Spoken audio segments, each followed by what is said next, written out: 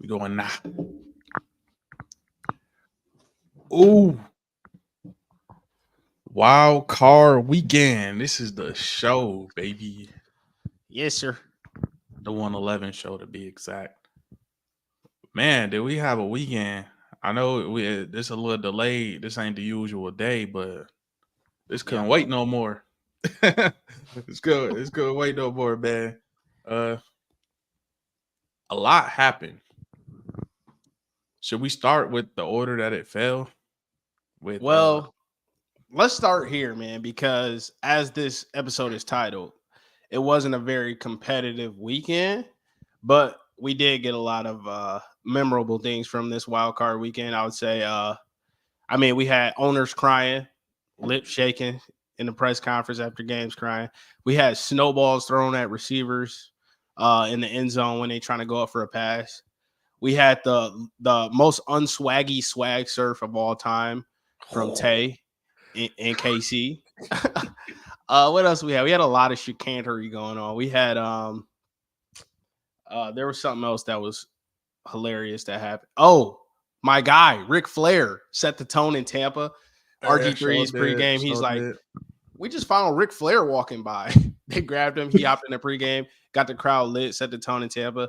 I mean, there was a lot of good stuff from this weekend, bro. So yeah, let's just dive in from the top with good old Houston, Texas. There's a lot of shenanigans. We got to touch on them as we get to those games. But Yep. all right, man, we picked the Texans. You picked the Texans in this one. Yep. I was saying right before the game that Cinderella glass slipper about to fall off, and this might be a pumpkin when this game started. And you made a point of saying, and I'm gonna let you say it when you get there, that this is what D'Amico Ryans was brought here to do. If you Yeah. can't stop Joe Flacco, then what the hell is we doing here? Um, they made a real. They said it over and over again during the broadcast that C.J. Stroud and Will Anderson and a couple others didn't play in that first game. We knew that when Amari Cooper had a historic day for the Cleveland Browns. We knew that. Like it really wasn't. It really wasn't a shocker. We knew it was going to be a different game when C.J. Stroud got out there. Yeah. Like it's not Case Keenum and Davis Mills. You know what I'm saying? This is the your first round franchise quarterback out there with his weapons. Him and Nico Collins been on fire the last game, rolling into this one. And I didn't expect it to be a blowout. I knew Houston would win the game, but in the fashion they won it was wild. That defense stepped up in a major way, scoring and getting the ball. Yep. And I mean, it's just a great 1-2 punch that Houston has rolling here because two things I'll point to real quick. One thing, the first thing, you already mentioned it, is D'Amico playing against a team he just saw a couple weeks ago. He saw them at full strength, and he's playing against a 38-year-old Joe Flacco fresh off of the couch. If he can't devise a scheme to give that man trouble and stop them from lighting up the scoreboard, he's not the prince he was promised to be. But we all know D'Amico actually is that guy. He's elite. So, I mean, that was just, meant to be. Like, I had faith that D'Amico would get that done. But Right.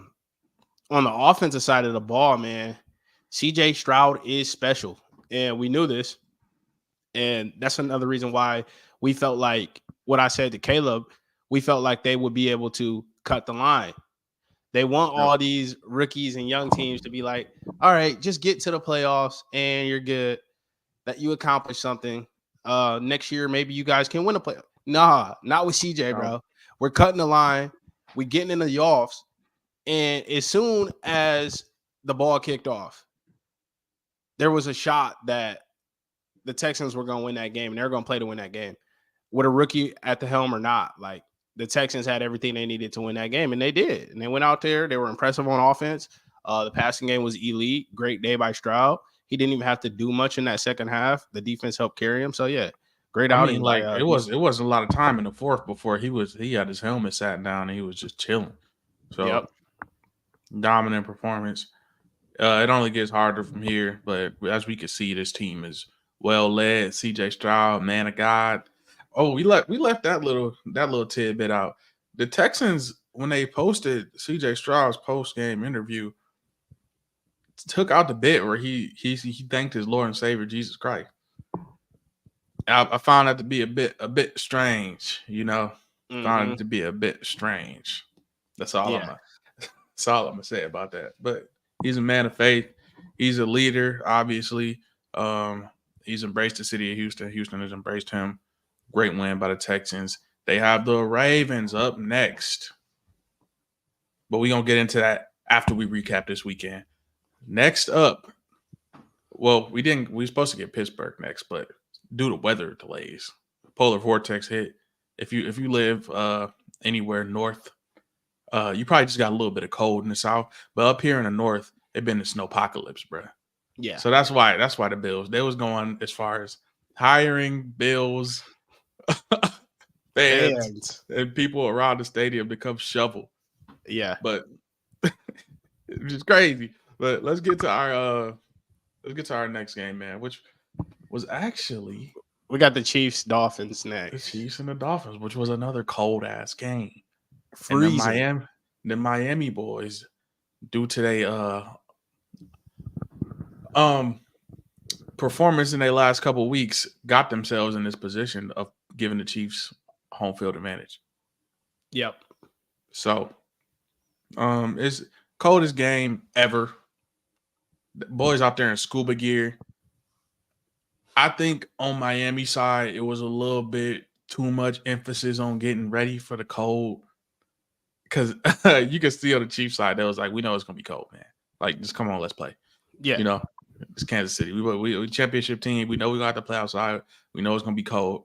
Come on, let's get in this ball game. And Miami looked uncomfortable all game, bro. And I did Tua and Tyreek had a nice drive where they scored, and then after that they couldn't find it again. I was talking to y'all during the game. I was like, they going east and west. They're not challenging this Chiefs team like physically up front. They going sideline to sideline. I'm like, you're not gonna win like that. The Chiefs is being more physical than you, and they never challenged them like vertically, north and south. They never did. The teams who have had success on the Chiefs challenged them up front, and then Miami never got into that, and they looked uncomfortable.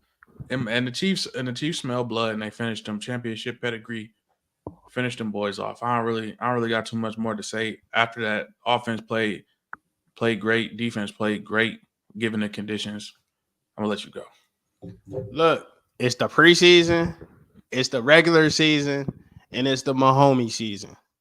And Miami had no shot. Regardless of what they tried to do, they were not going into Kansas City and getting that dub. I noticed early that the weather played a factor into the way Miami was calling the game offensively a bit too much. Like, let the players decide how they're going to deal with the cold. You know what I mean? Don't let it affect your play calling to the point where you can't be effective. Because if you watch Kansas City, Miami had a solid defensive game plan. They blitzed Mahomes quite a bit. But what he did was he still forced that ball down the field in the guys' hands like Rashee Rice, Travis Kelce. Kelce dropped a couple. He could have had an even bigger day, but Rashee Rice had a big day because Miami sent him blitzes. He's taking slants 60 yards, you know what I mean? So it's like Kansas City was still willing to play football in the way that you have to play ball regardless of the weather. Yeah, and Miami just shied away and shrunk in a moment because of the weather, I feel like. I mean, throwing the ball short of the stakes, like, I hate having the conversation right after the game happens on a quarterback's future. But Tua in that game, I want to say he got me leaning towards not a serious franchise guy. That's where I'm leaning after seeing that game. Because that they could have played that game a million times, and I don't see a way how Tua gets it done. And that's what you're going to have to do in the AFC. Mahomes is not going nowhere. If you don't have, he has all the weapons in the world. If you don't have a guy that can go head to head with Mahomes, like a Josh Allen has in the past we've seen, like Yep. Joe Burrow has in the past we've seen, like Lamar Jackson has in the past we've seen. If you don't have that type of guy, bro, you're wasting your time. You're wasting your time, man. And Tua is going into his 5th-year option next year, which I think Miami should pick up. Pick up the 5th-year option. Let him play on that year. And I think he will have almost a Kirk Cousins type trajectory to start his career. Remember, Kirk kept getting franchise tagged because they weren't sure they wanted to give him the bag. That's how I would do Tua. He's here. He's here where others are here or they there. You know what I'm saying? That's where he falling, or what Cam Newton would say, that game managers, not game changers. Yep. Because he was managing that game, but it was managed poorly. And I'll say this about Tua. We know he don't have a crazy arm. It's more anticipation. It's more, I'm gonna be a leader. But where you named that mentioned them quarterbacks, he don't have to be as talented as those guys, but his mental is what questions to me, because like I've heard like in certain games, listen, Baltimore, he don't have to be as special as them in a vacuum, like head to head, 1-on-1, but he has to be as special as they are to their system. He has to be that special to Miami's offense, or else it's useless. We like to say like this dog mentality, this clutch mentality that you will see a Joe Burrow and a Jalen, they rise to these occasions, where I've seen Tua kind of shrink down. I was gonna say, he said in the Baltimore game he was trying to play hero ball. So in that, going into that game, that is not where you should be mentally. It should be, I'm trying to. If I don't got it right now, I got another drive where I can try and make it up. I don't need to make it up right now because that leads to turnovers. Or I'm listening to outside people. It started off. I could see what type of person Tua was when Ryan Clark said he was thick and looking like the girls in King of Diamonds. and his response to Ryan Clark should have been like, "So what?" You know what I'm saying? Like, but he going on and explaining, I had to put on muscle because I was falling like a baby chicken and I was getting concussions. Like I was falling like a little reindeer and I was getting concussions. So I had to put on some extra weight. Yeah. So I don't give a damn. Like, who gives a damn? I throw the ball. I don't need to be a swimsuit model. I throw the ball at Ryan Clark. So shut your ass up. He didn't have to say it like that, but he could have. You know what I'm saying? Yeah. Shut it down, or don't address it at all. Yep. And that's where I said the mental things. It's things you pick up, you see in quarterbacks that you don't see in these other folks. You know another fun fact about this game too is Miami is now the longest franchise without a playoff dub, now that the Lions have won a playoff game. So Miami, I mean, the AFC don't look like it's getting no easier. CJ Stroud just emerged as a real player in the AFC. Mm-hmm. I mean, you guys got all these offensive weapons, defensive weapons. It's time to answer that question. Can Tua and McDaniel get it done? And we talked about it too. They lost a lot up front, which would have helped them. Probably could have bought them a couple more drives, but it is what it is. I'll give them that, but I didn't see, like you said, 100 different ways. Chiefs probably still win. But I didn't even know there was to jump back to where you was talking about the shenanigans. I did not know they was playing swag surf. They was moving way too fast. Yeah, exactly. That song don't start fast. Well, I guess they do that every game at KC. They do the whole crowd swag surfs. Maybe that's the KC surf. I don't know. I was seeing oceans out there, but maybe that's the KC swag. I was seeing the swag sprinkle. Yeah. I was seeing a little swag wave, a little swag rock, swag. That's how they rock. That's how they do it in the Ozarks, baby. Kansas City, Missouri. They was having fun though, so I'm gonna let them have fun. I ain't gonna cook them too much, but hell no. Watch a little tutorial or something. But anywho, one more thing. We forgot. Patrick Mahomes' brains were exposed on national television. This dude helmet broke, bro. Hey, have you ever seen that in a game? Why they crack bruh helmet like Mojo Jojo? Cracked his melon, dog. And then gave him the food replacement joint. I'm like, all right. They gave him the kicker bucket. After that, he went out there and diced up Fangiel's defense in a kicker bucket. Yeah, it was that cold. It was that cold though Freezing. that they chipped it off. What's our next game? Bro, if you hit me and my helmet break, I'm not meant to be here. That's a sign, dude. I'm not meant to be here, bro. If my helmet is breaking the second you hit me, bro. I'm sorry. I'm not meant to be here. Don't give me no another helmet. I don't even want it. I'm cool. I took my sign from God, bro. I'm not supposed to be out here. This weather is not meant for me at that point. But the next game was happened to be in Texas in a dome where there wasn't much weather. There was a storm. Don't get me wrong, but there wasn't much weather. Go ahead, man. It was raining cheddar in AT&T Stadium, bro. It's straight Gouda. I gotta eat my hat on this one because not only did I kind of set you up, I teed you up right before the game. I posted your reel. So listen, y'all, this is crazy because Melvin literally never posts our predictions. And I'm thankful that Melvin invited me back on the podcast because the comments I received from that post, man, y'all would have thought I called every game wrong this weekend. Y'all would have thought I didn't give out Texans money line at plus money. Y'all would have thought I didn't give out KC with Buffalo, with Detroit. Like, I mean, 4-2 in the weekend is not bad, but the way y'all was coming at me on IG, man, y'all would have thought that I called every game wrong. Yeah, bro. Usually I when I do a video on our predictions, because I did give you right before that the Texans. I did post the Texans right before that. So like even if those are the only two predictions I posted, you was 1-1. Yeah. But you know why? Yeah. The star was involved. You know why? The star was involved, man. So I was also so,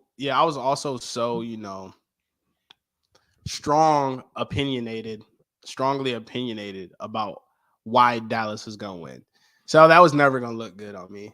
I mean, the way I was, there's no way. Yeah, people weren't gonna let me live that down. So it's cool. Yeah, it's all right. It's all right. Because I also said everything that should have led me to picking the Packers, like saying they got dynamic receivers. There's not really a star, so that they all got this like hungry dog mentality at receiver. They ran the ball up front. Aaron Jones had just came back. They was getting them. They was bringing them along.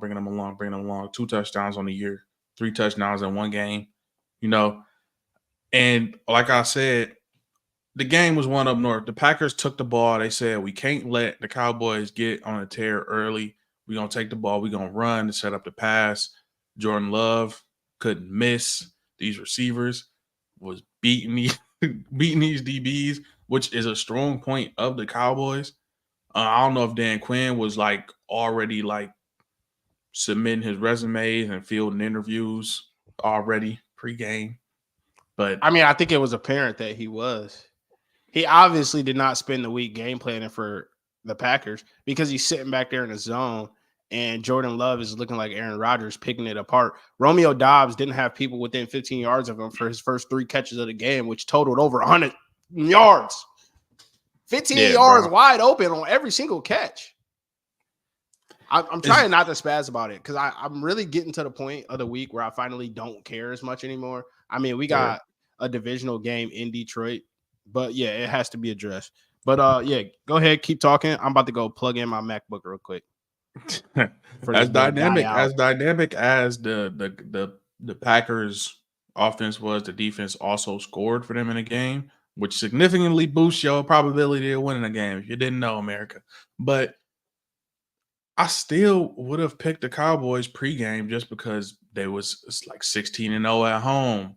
They was again had a quarterback who was up for MVP. They had an all-pro, former all-pro, Stephon Gilmore at corner. You got another all-pro in Micah.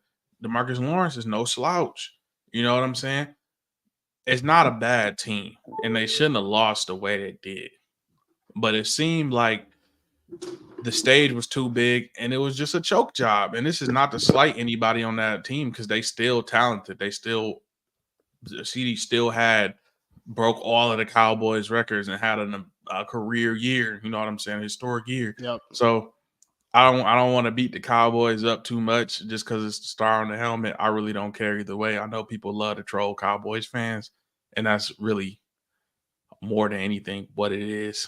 So, well, the narrative is bad on Dallas. A lot of people hit me like, "Oh, what did you expect?" Yo, this is not what Dallas usually does.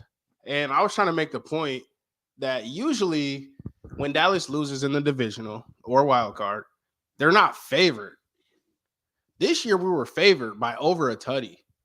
And that is uncharted territory to blow it in that type of situation. Like usually, what year was that? 21 when Garoppolo came to Dallas and beat us. yeah. That was the year that San Fran lost to the Rams in the NFC chip and the Rams won the Super Bowl. Yeah. I think we were favored by like 3 against San Fran.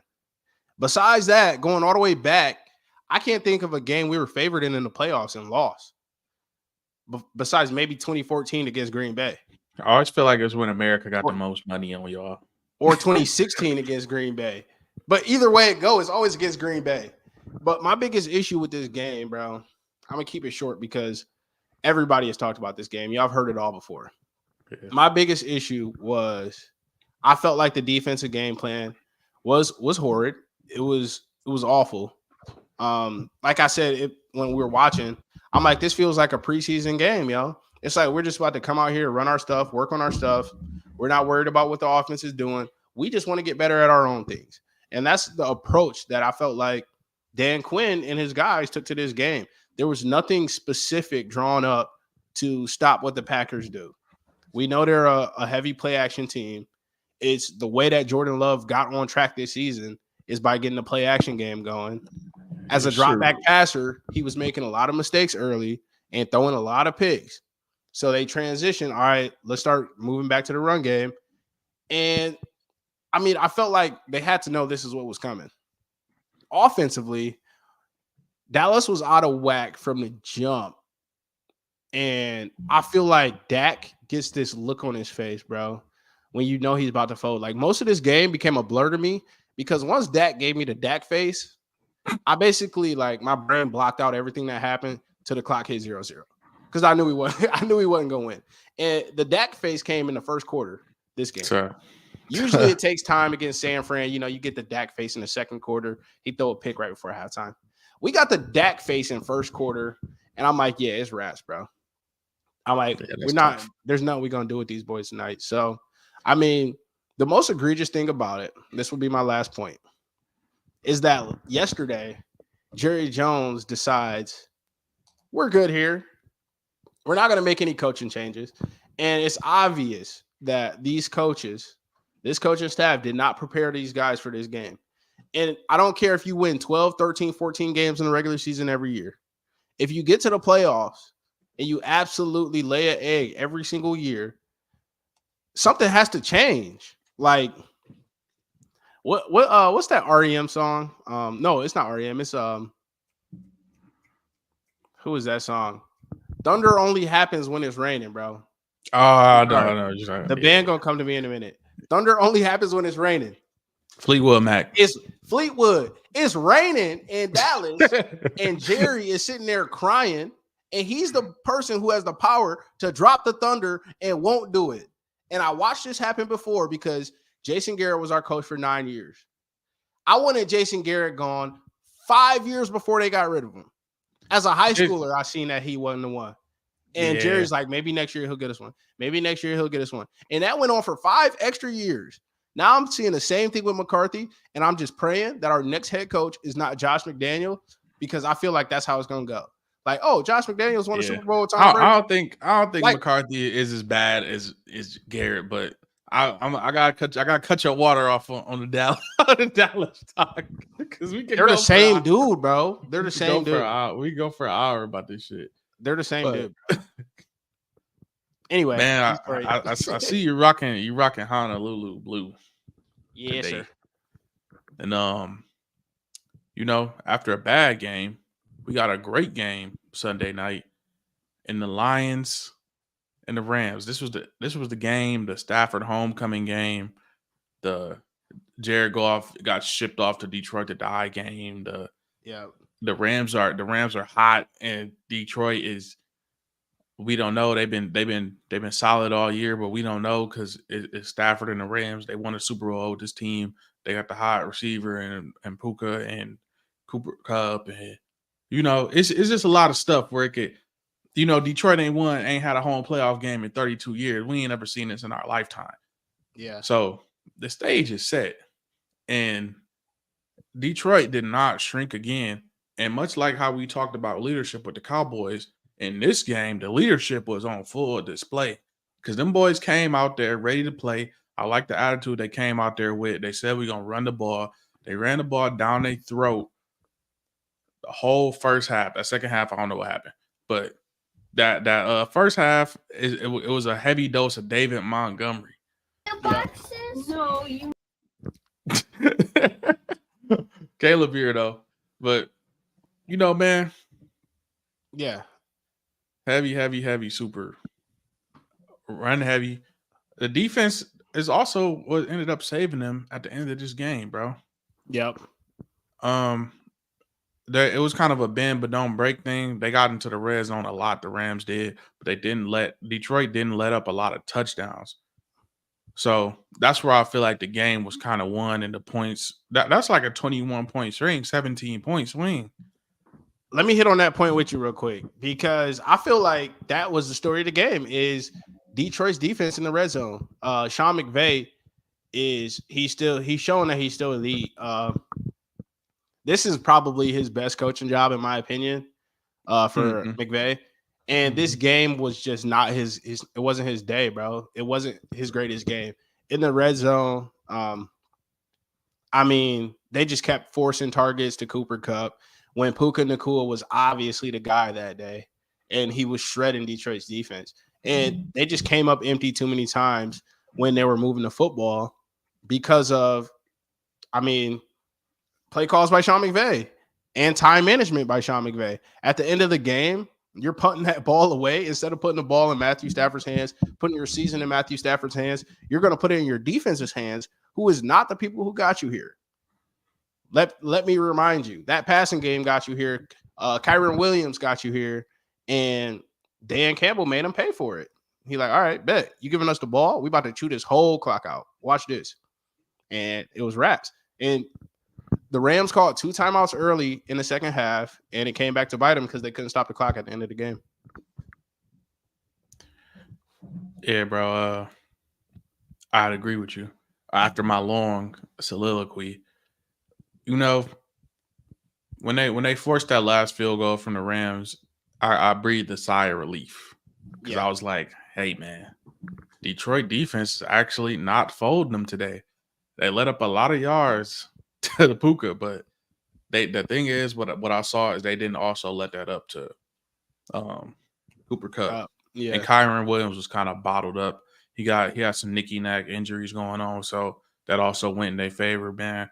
But I'm just extremely happy as I'm sitting here in a 49ers jersey to see Detroit win a home playoff game, because every Sunday for years on end since I started watching football, I don't remember when it was, I would turn on the TV on Sunday and watch the Lions find a way to fold.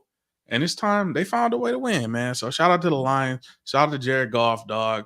But we got to get you into some yoga or something, man, because you can't be falling that many times when you trying to escape the pocket, because you're gonna see a real front this next week. Fact. We don't need you to keep your feet.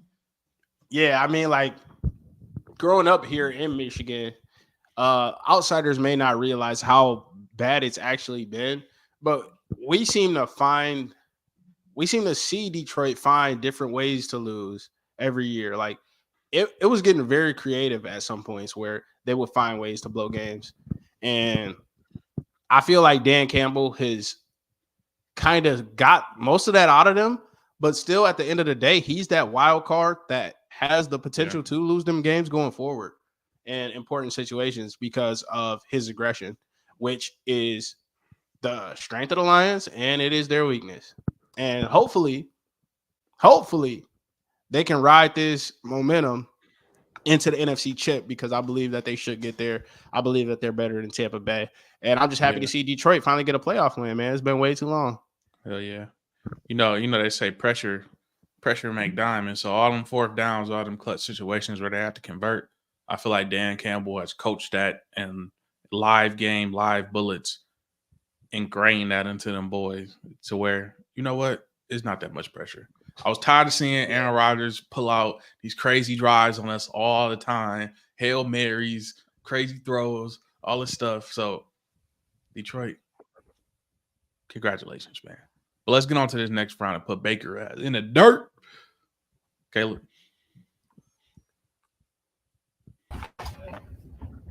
What up, though? Okay, mic check.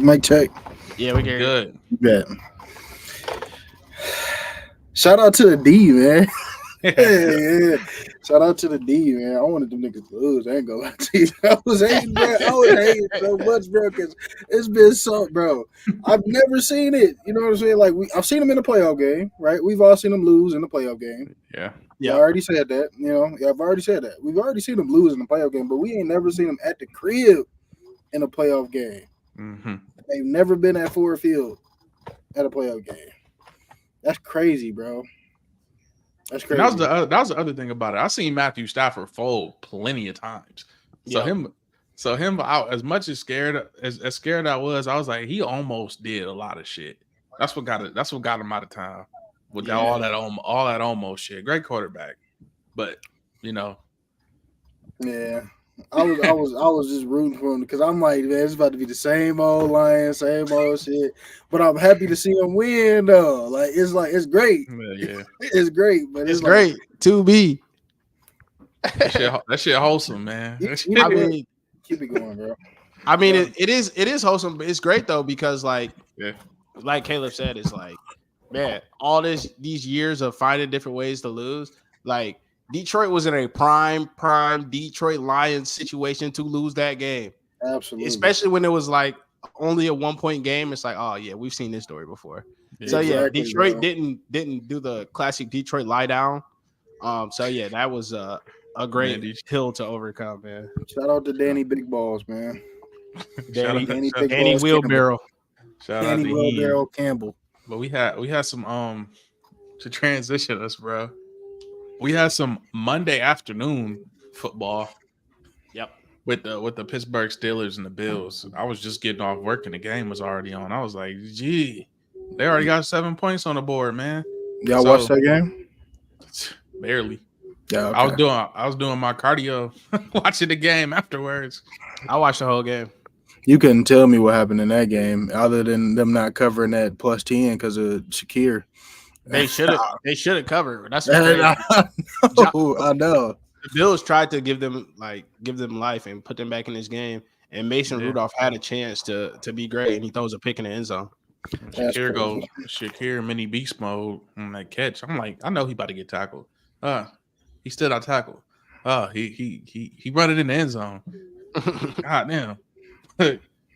The story of that game for me, bro, is just Josh Allen tapping into his dual threat roots, really, because he won that game on the ground. When they needed them to close that game out and kind of put Pittsburgh away, they did it by running dive read, power read, inside zone, you know, and they put the game in Josh Allen's legs instead of his arms, and it paid dividends because, as you've seen, first of all, the fake slide, I want it ruled out of the game, bro. It's not fair. It is not fair for a quarterback to fake a slide and then run past a defender. Because if the defender light him up, it's 15 yards, bro. So I'm tired of niggas fake sliding, bro. But you're a QB, though. You exactly. QB, though. You would do that shit. And I would never. You would do that shit, man. Yeah, you would. I wouldn't think to do that. You know that would have been in your bag, bro, to do that. It would have never been in my bag, bro. It's just it's against the spirit of the rule, bro, because like somebody not gonna hit you if you're about to go down. You know who kind of get away with like some runs because it always look like they about to slide. Who, Baker? Patrick Mahomes. He always looked like he about to. He always at the tempo to where it looked like he about to slide, but he don't. But he don't sometimes, and sometimes he do, and he get hit, and then Mm-hmm. He actually was And he supposed to get that hit. flag every single time. But yeah, shout But out Jalen. Yeah, running the man. ball, Shout out Jalen. You know when it's cold out, when it's snowy out in Buffalo, you pull that long sleeve out. That big ass UConn Denali I was about to say, the lumbering down the UConn? field. The Suburban. That bourbon, that four That door, boy- four wheel drive. Jalen is definitely a Suburban, bro. Real long sleeve. Hell yeah. He's a unit. I mean, Yeah. And I don't really Pittsburgh, good season. You kind of overachieved being in that game without TJ Watt. It was never gonna happen for y'all. Never I'm sorry. gonna happen, bro. And they're like 1-11 without TJ Watt or some shit. Yeah, it's something They're crazy. They're terrible without him. So we can put them to good season, Pittsburgh. The most entertaining thing about that was the post game with Mike Tomlin with the yeah. slide. You know what I'm saying? I ever seen nobody said, Mike, shit like that. You got one. She ain't even get a year out. Mike, you got one. That ain't got up and slid. Got 1 year left on your contract. He's out of there. He ain't want no parts of that conversation. We'll get to that later when we talk coaching carousel. Yeah, we get to that, but that shit's still funny. That shit had me rolling. You know what? If you a professional athlete and you don't want to answer a question, make sure you do that shit funny so your ass don't get cooked. Furthermore, because that become a meme. Yeah, just become a meme. Just become a meme. Go viral. But to end this weekend, Eagles and the Tampa Bay Buccaneers. Now, the Eagles been playing terrible for the last month. They started 10-1, ended it on an L streak. You feel me? Put Fat Patricia, well, not so Fat Patricia anymore, in charge of the defense. They got worse. Tampa, I was scared of Tampa because they only put up 9 points against the worst team in football in Carolina. Sorry, Matthew JB. But yeah, scared. They came out there, and what I saw in Tampa was a team that was trying to actively win the game. They was taking shots at Philly whenever they could, and without drops, this game would have been a lot worse. Absolutely. It would have been a lot worse. Baker Mayfield off the smelling salts. You know what I'm saying? He was tweaking, and he was out there throwing piss missiles. Like I said, he was out there going for the jugular. When you see a wounded dog. Hey, what do I always say about Baker? That young man gifted. He's special. Gifted. Yeah. That young man gifted. Had a day against Philly, man. He had a day against James Bradbury. Bro, that's what he had a day against. Bradbury's bad. He's got to go. Philly has issues, and I don't know if they'll get better. Usually you can tell, like, okay, maybe this just wasn't their year. I chose Philly to win this game because ultimately I believed in the leadership in that locker room. Coming from that, starting with that offensive line, I felt like they would be able to turn it on first. They would be able to turn it up first in that game and take control and choke Tampa out. Not so fast, my friend. That's not how it went. Because Baker, first of all, came out hot, came out swinging. But Philly couldn't answer, bro. And it just shows you how much they miss Shane Steichen, because that whole game, I'm like, yo, they need help offensively. And Nick Sirianni, that's another reason I chose Philly, is because I didn't want to see Sirianni get run out of town so soon. I did. Because, like I say, he's a fellow Raider. Shout out Mount Union. Shout out Mount Union, man. I didn't want to see Sirianni go out like this, because I do believe Philly is the type of team that will run you out after one bad year like this. Bro, he inherited that team. What do you mean? And it shows you how much he missed his coordinators, but also it shows you that he don't have the answers, bro. Because when the defense started struggling mid-year, he promotes Matt Patricia. That's your answer? For what? And their defense got worse. Their defense got worse. They became the worst defense I've ever seen in my life. They can't tackle. They can't cover. They don't get no pressure on the quarterback no more. So, yeah, Sirianni may be on his way out the door. I hate to see it. I hate to say it, but that's what it's looking like. Go ahead, Caleb.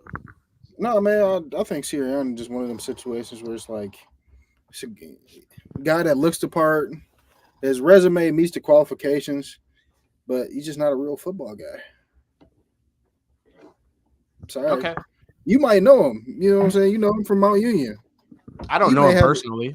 Yeah, but I mean, he was at Mount Union. It's the best Division III school in history, pretty much. Yeah. You know No, what I'm not saying? pretty much. It is. Pretty much. So you know that pedigree. You know what I'm saying? I You know what's his pedigree. coming. You know what's coming out of Alliance, Ohio. Nobody knows what's coming Yeah. out of Alliance, Ohio for real. You know. I just think it's one of those things where like his resume fits the qualifications of what Philadelphia wants to see as their head coach, and he got that job. He inherited that team with those players, and then the front office made some great choices and trades and getting picks, and that team was not his team to begin with. But what do you want him to do? Because think about this. Philly is one of those few franchises in the league where everything in Philly runs through Howie Roseman, bro. Everything runs through their GM. And like you said, the GM did a great job and laid Sirianni out a team that he could succeed with. What did he do his first year? He won 9 games, got him to the playoffs. They lost to Tom Brady. His next year, he comes and takes them to the Super Bowl. But now we see it was him, Shane Steichen, and Jonathan Gannon. It wasn't just him. You know what I mean?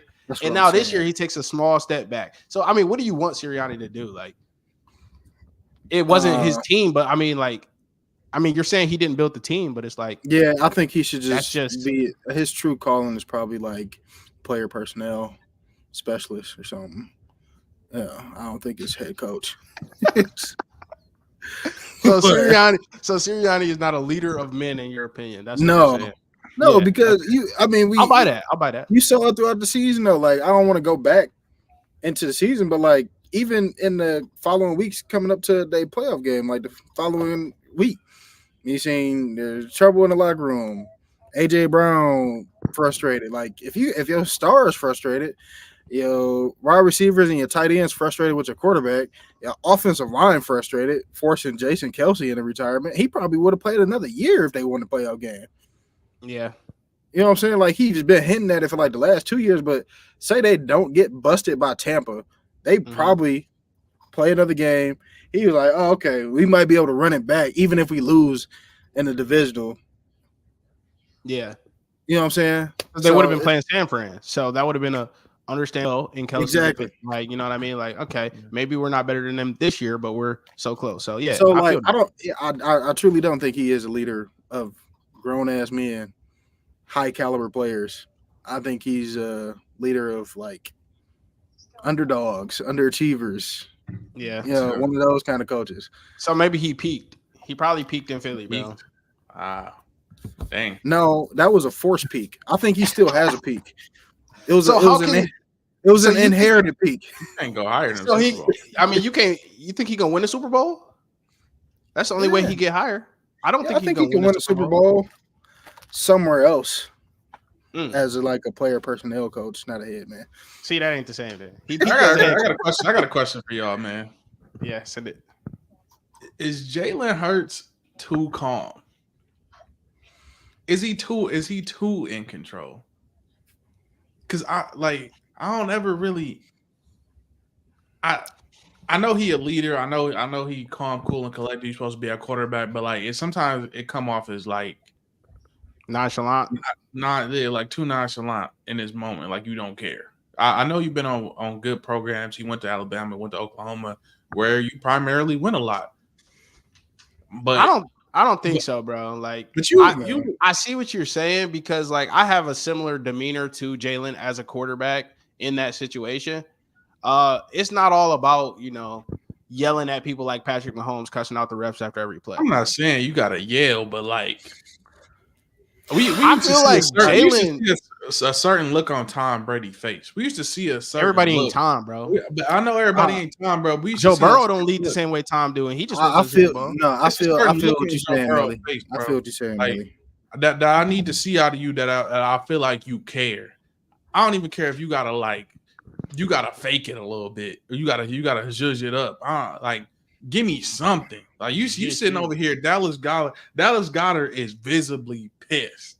Like he worked. You don't out think Jalen Hurts hard. was pissed? I know he pissed, bro. But What are you supposed to do? Yell at him right there in his face? acknowledge the man. Say something to the man. Do Nah, something. Do something. I kind of respect. I see what you mean, Melly, but I respect that calmness, I that do poise, too. that's being under control, not coming out of character just because you Things going under on. adversity. Yeah, you under adversity, and you're not coming out of character. That really show his true character. Like he really liked that. Yeah. On the He field, really off is. the He field. really is like You know that. what I'm saying? So I he guess really I liked want to that. see. I want to see a little bit more galvanizing of the high troops. I respect it, but I do feel what you're saying. Like you want to see like that little, his, that face need to sharpen up a little bit, get like that little killer edge. That look in his He's more eye. kind of like I got But the he pistol gotta- in my girl purse. I'm about to say, he don't got it on him.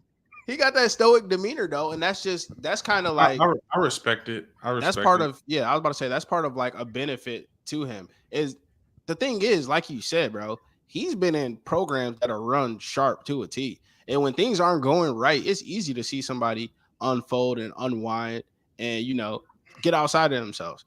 The fact that he's holding it all together while all this is going down, there's only so much a player can do and can say to his teammates to change the outcomes of things, bro. At the end of the day, everybody just got to do their job, dude. And I think Jalen Hurts, his demeanor helps them do their job. You know what I mean? Okay, so you think it's more of a benefit than it is a issue? I do. I just wanted to get an opinion on it because like sometimes when they cut to him, it's like, damn, rich, you can't. He's sitting there like I'm still rich, nigga. I just got paid. Yeah, and it sucked because he just got paid too, and then he had a year like this where it just went like.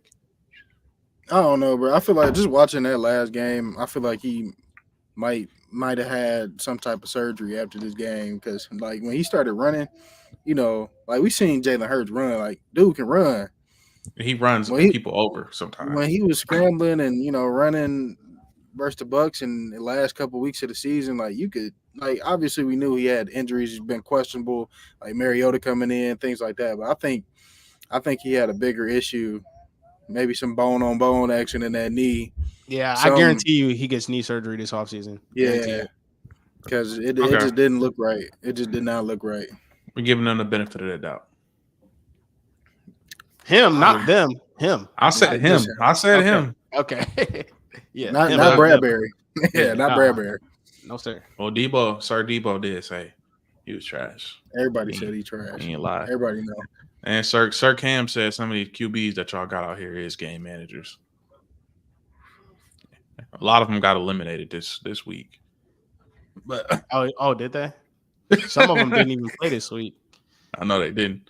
But let's get to this next round, man.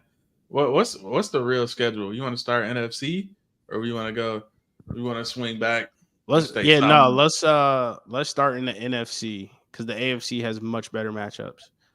So I say we start in the Bay, man, with your boys. Let's go. Santa Clara. Yeah, all right. Let's get it. So I don't think it will be as easy unless they get AJ Dillon back this week to run the ball on the Packers. They was in a lot of favorable positions, and their defense helped them out a lot.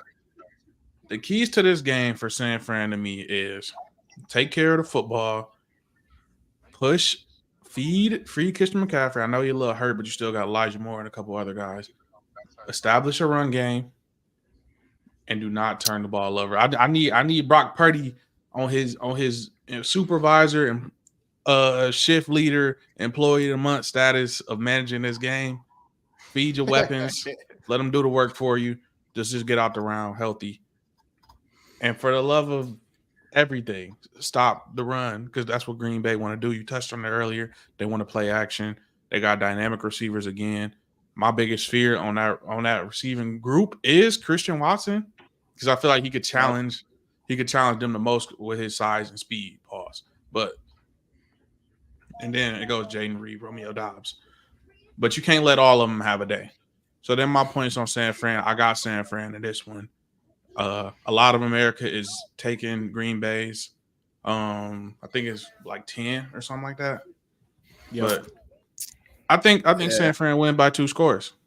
And that's all I got on Packers, Green Bay. It hurts me, man. Let me go first, Chaz. Yeah, before please you do. Go say ahead. something. Let me go first, bro. Because I've been hating on dude all year pretty much. And you know what? I hate on a lot of QBs. But you know, Jordan Love, one of them QBs that I hate on, and the reason I hate on him is because he is a playmaker. He's not a game manager. He a playmaker. He a game changer. He can be. I don't think he fully see it yet. I don't think he's in his full bag yet. But like I see the potential, and I see the potential that you had in him preseason. I see it now. Now that he done lit them boys up. Look, I'm sorry, got to bring it up. He lit them boys up, and that was like, wow. Arm talent there. Maybe this guy doesn't suck. Maybe this guy doesn't suck. Maybe, you know, he's just, you know, in the shadows, just waiting for his one prime moment. He go show the world who he is, bro. So I'm like, okay. I don't think this dude suck for real. I just think earlier on in the season, because of all the injuries with the offensive line, never had both running backs. Maybe for like 2 or 3 games, they had both running backs. Yeah, never had all the receivers. I don't think it didn't come together for him to be successful. Then he played Detroit secondary. Yeah. So I like Jordan Love now. I got some respect for him because I lost some money to him. Yeah. You know what I'm saying? Needless to say, I'm not going to take that Packer spread again because I didn't do it the first week. I'm going to have to roll with the Niners on this one. You know, it's just kind of like history repeating itself with these matchups. Yeah. Green Bay, they don't beat the Niners in the offs. So yeah, I mean, I think you said it perfectly, bro. Because I would like to say this is LaFleur's best season, coaching wise. You know, they start out 2-5 and they rally and get into the offs and win a game in Dallas, right? mm-hmm. But like you said, Jordan Love, we watched him grow up this year. Man, him with these receivers, Romeo Doubs, Jaden Reed, who didn't even have to get off against Dallas, but obviously could have at any point. I mean, it was free yards. Luke Musgrave, Tucker Kraft, these guys, O-line looking good, looking healthy. Aaron Jones looking good, looking healthy. San Fran -10, bro. Easy. I'm going to get back to Caleb's point. San Fran -10 because Green Bay does not beat San Fran when it matters. And LaFleur is off that, he off the McVay tree. We already know how Shanahan treat McVay. He treating LaFleur the same way. That's McVay's son, LaFleur's son, bro. He treating them niggas the same way. Same way. I could be looking exactly how I looked last week when I said this about Dallas. But all San Fran got to do, keys to the game, play football. Play your game. The way y'all play is the way Green Bay does not like to play. And it's going to absolutely expose Green Bay. San Fran -10, San Fran -12.5, San Fran -16.5 if you're feeling greasy. I think San Fran players got their mind right. They said they're not taking them lightly. But you never know when it come on. And I want them to, like you said, just play their game. Don't get too stressed. Jordan Love is going to make throws. These receivers are dynamic. They're going to make plays. Live to play another play. That's all I'm going to say. You can clip me up, Chaz, if I am wrong. Since I teased you up last week. I think we are rolling with the Niners, bro. Like all right, man. Rolling with the Niners. All right. We still in the NFC. We got Bucks, Lions. Yeah, in this one, bro, they say it's hard to beat a team twice. But I think Detroit is emotionally, mentally more equipped to win this football game. I know it's still some questions at the secondary, but it looked like they patched up a few holes. They do be in position. They just don't make the play all the time. So if they could limit them big plays and run the ball on the Buccaneers, which the Eagles had spurts where they could, but they really didn't stick to it. But we know Detroit will stick to that run game and hit these balls with that play action. Amon-Ra, St. Brown, they got reliable receivers, reliable tight end.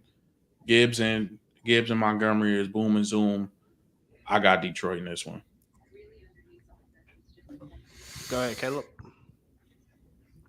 Sorry, I gotta be a hating ass nigga again. Give me the Bucks minus 2.5. Hey, you heard it from me first. And the reason I say this is because for some reason, bro, Baker Mayfield be turning bitch up, dog. Baker be turning this shit up, bro. I don't know what it is. I don't know what it is, bro. It's like they said McVay got his confidence back. nah, bro. Yeah, he did. He definitely did, bro. And that defense, bro, I feel like if Detroit don't establish the run early, it's gonna be bad. We're gonna see Eagles part 2, but I'm giving Bucks the benefit of doubt and taking them at a 2.5 because I know Ty Bowles finna light up Dan Campbell. I know he finna blitz heavy. Mm-hmm. I know it, bro. Especially them play actions and shit. Like it's like he's finna blitz heavy, bro. And they got 2 of the best man coverage corners on their defense, on the Tampa Bay Buck defense. Like I really don't expect them other receivers to get loose like that, except for Amon-Ra. Like Yeah. you might expect a deep ball maybe because they've been trying to hit the deep shot with J-Mo, and speed kills. So you might see one of them, but like I really don't expect nobody else to really get off like that on the perimeters. So if they establish the run game early, sure, Detroit might, win another one at the crib. But like I said, I'm gonna be the hater. Inner city, Ford Field right up the street from me. You know what I'm saying? 10-minute drive. I'm still taking the Bucks minus 2.5, bro. I got to. I think to your point, the middle of the Bucks defense is a strength of theirs too, with linebackers and those 2 defensive tackles. So something to watch in the trenches because that's how I watch the game from the front on Absolutely. back. But go ahead, Taz.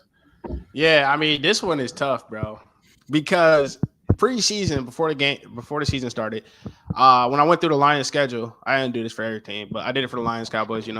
I marked off dubs and L's, and Tampa Bay was one I marked off for an L for Detroit because I believed that we would see Tampa Bay's defense from last year come back. They didn't lose nobody. All they did was add Kalijah Kancey, who has been outstanding as a rookie. But we seen Tampa Bay was not that type of team earlier in the year. They went through a lot of early struggles, especially defensively. But Antoine Winfield Jr. is having probably the best safety season this year. Maybe we've seen in a couple years. Like he's having a crazy season from a safety.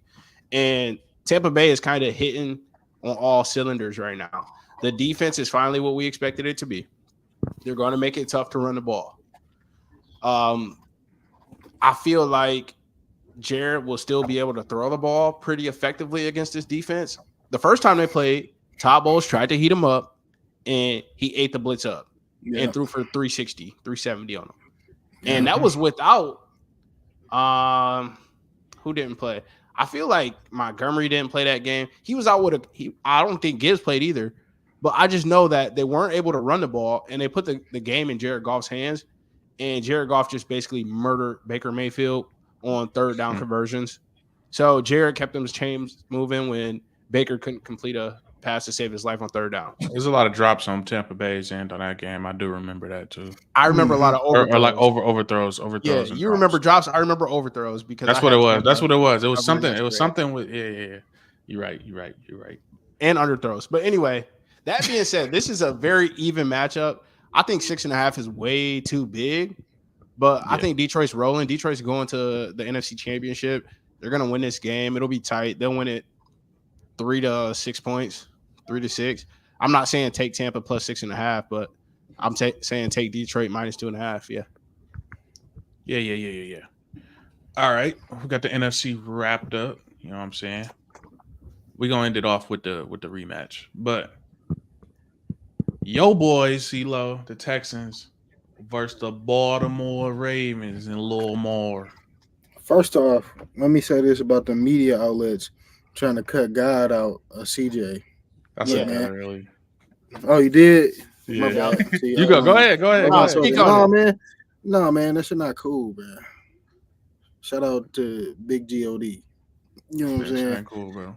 That ain't cool. But hey, you know, the media outlets and all of them devil worshippers and stuff. Now I'm just playing.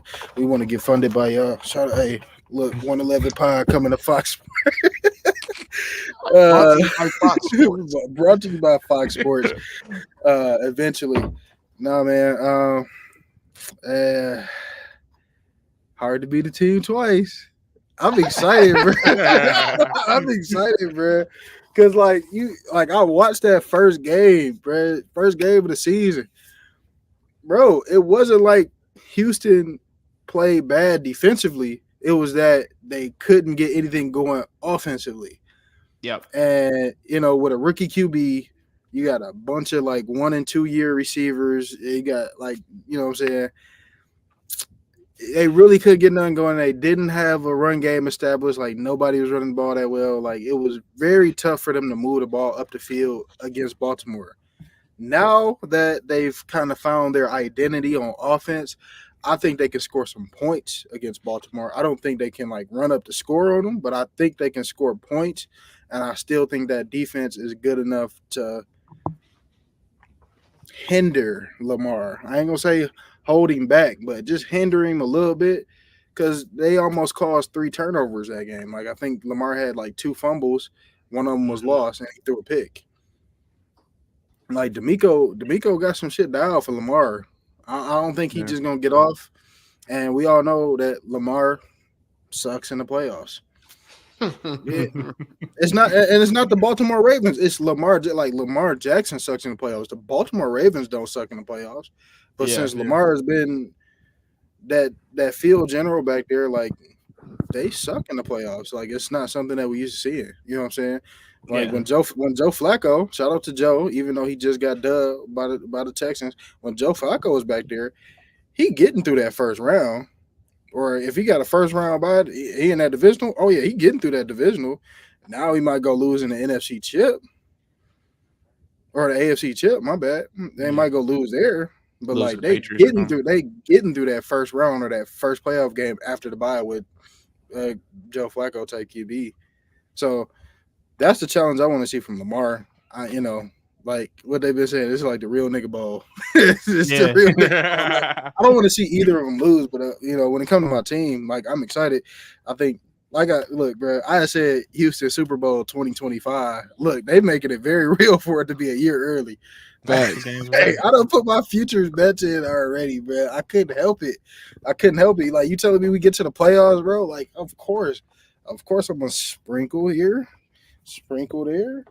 Got Detroit, Houston, Detroit, Baltimore. Like, of course, I want them teams to win, bro. But when it come down to it, like I got a hedge with some of these underdogs right now because they playing well. And Houston is an underdog that's been lighting these good teams up. And when CJ Stroud is at quarterback, he's 5-1 against winning teams. 5-1 against winning teams. So like, he's not afraid to go up against your number 1, your number 2, your number 3, your number 4 defense. He's the anti-Dak Prescott.